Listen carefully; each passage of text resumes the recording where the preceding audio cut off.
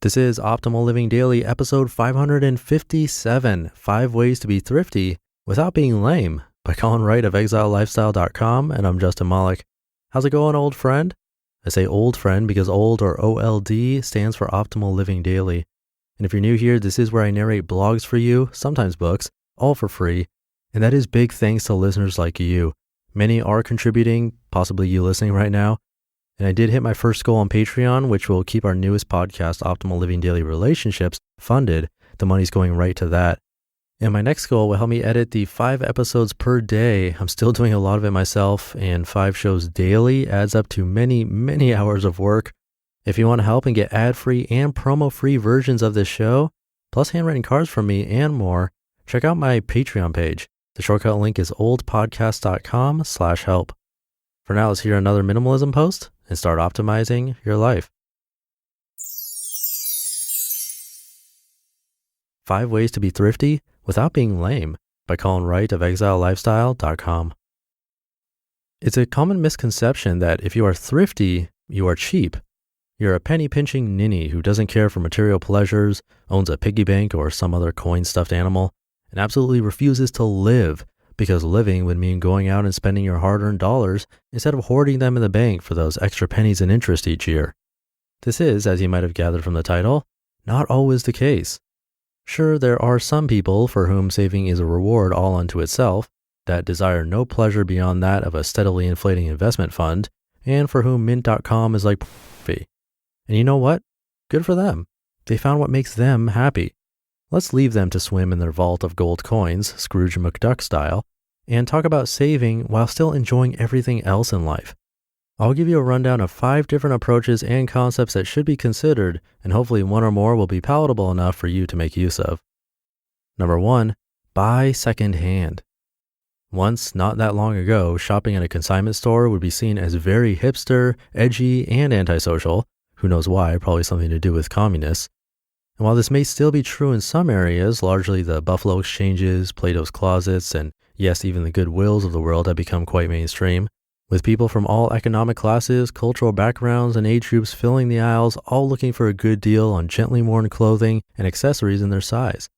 Even better, you can find just about anything on Craigslist, insert casual encounters joke here, from cars to computers to crossbows to many other things that start with C. Other letters of the alphabet are also represented, though probably grudgingly. You can even find garage sale style classifieds on Facebook these days. Bottom line, if you want to pay a mere fraction of an item's cost, consider buying it used and you can save a lot of money. And this is technically recycling, so good job. Number 2, buy refurbished or reconditioned or recertified. For those of you who don't know what a refurbished or reconditioned, recertified product is, basically it amounts to a company taking a product, usually electronics but not always, that has been returned for some reason and reselling it after going through and fixing whatever problems might exist. I know, it sounds a little iffy, but consider this. A computer that is put through the reconditioning process is cheaper, closely inspected, and rebuilt to meet the specifications of a new computer, and generally comes with all the trimmings that a new one would, though usually in a different box. I personally have had fantastic luck with Apple refurbed computers and iPods, and Dell computers and monitors that have been refurbished. In fact, I almost hate to buy new products from them sometimes, as the one time I've had a stuck pixel on a Dell monitor was the one time I bought one new. P.S. Keep in mind that there are very non-reputable refurbishers out there, usually third-party companies that buy up bad stock to get working just long enough to sell to well-meaning and good-looking people like you.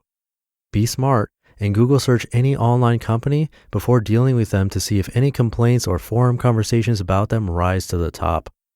Generally though, buying a refurbished product from the company that originally produced it should be a safe bet. They don't want to put out shoddy products with their name on it. Number 3, buy the outgoing generation. I get it, I seriously do. You're an early adopter, and to keep your Maven street cred, you need to get the newest styles, newest technology, and newest products as soon as they come off the assembly line. Sooner if you have a friend who works the conveyor belt. It's your thing, it's cool. All the same, we live in a very consumerism-obsessed society, and it would be smart to take a close look at the specs and benefits of the newest of the new gadget before dropping your paycheck on it. Most companies will release new revisions to pre-existing lines. Again, this mostly applies to electronics, but also to cars, clothing, etc. They're mainly fodder for press releases and not much else. These new versions might have a new function, different color scheme, or a button on the elbow. The elbow? What the? But a lot of times the 20% markup over the previous generation will not be a worthwhile investment, and you'd be better off buying a more proven and cheaper version. If you're lucky, you may even be able to buy a lightly used version off of someone who is upgrading. Suckers. Number 4, pay up front. This probably won't come as a surprise to most of you, but it could use reiteration all the same. If you can buy something up front, do not charge it instead. I know, it's just so easy. You put that new Xbox game or new pair of slacks on your card and forget about them, but then you end up paying more for something you should have just bought outright. I call this idiot tax because honestly, people, if you're exchanging the fruits of your labor, money, for the fruits of someone else's labor, super monkey ball, then both fruits should already be planted, grown, and ripe before the exchange is made. Another way to look at the pay up front model is explained eloquently by Trent over at the Simple Dollar. Trent says that you should consider the total cost of owning something before deciding on whether or not to buy it, as the product that is cheaper at first, lower cost to buy, might end up being far more expensive over the course of its lifetime, resources it consumes, cost of upkeep, cost of time, etc. Number 5, fewer possessions. The idea of saving money by having fewer possessions seems like a tough, Spartan approach to being thrifty, but hear me out because it actually has benefits above and beyond just saving some change.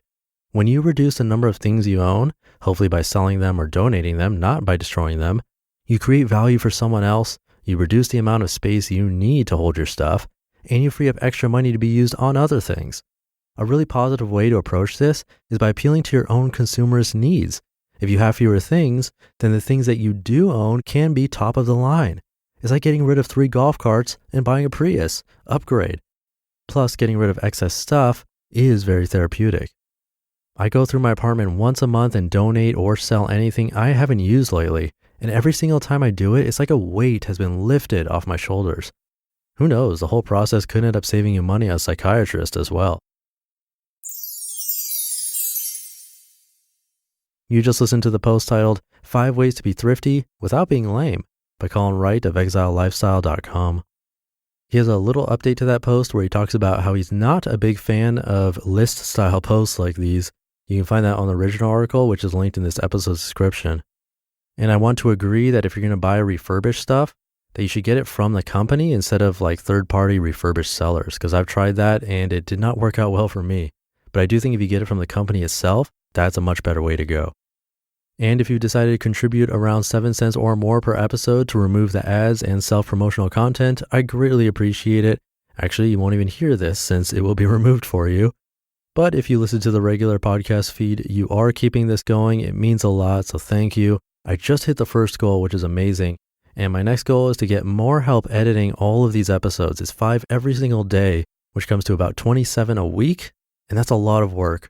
I've done well over 1,000 episodes across all 5 podcasts, and I go through each of them very, very carefully. It's just not sustainable anymore, especially as we come up with more show ideas. So if you're able to contribute just 7 cents per episode, it's actually less than that. It comes to $2 a month. That'll give you a special podcast feed where self-promotional content like this will be removed for you. The repetitive ending music and where Dan comes in will be gone. And you can contribute more for bigger rewards if you want, like handwritten letters from me. To check it all out, come by oldpodcast.com/help. It would mean a lot. Thank you for listening all the way through and every day.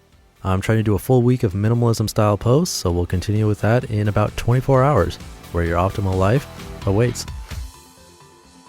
Hey, this is Dan from the Optimal Finance Daily podcast, which is a lot like this show, except more focused on personal finance. Justin handpicks the best posts he can find from blogs and authors like Ramit Sethi, Mr. Money Mustache, and more, and I read them to you 5 days a week. So if you enjoy this podcast, come on over and subscribe to Optimal Finance Daily too. And together, we'll optimize your financial life. You've been listening to Optimal Living Daily. Be sure to hit the subscribe button to stay up to date on each new episode and head to oldpodcast.com. That's OLDpodcast.com for a free gift as well as more actionable tips and resources to help you maximize your potential. Thanks for joining us, and remember, your optimal life awaits.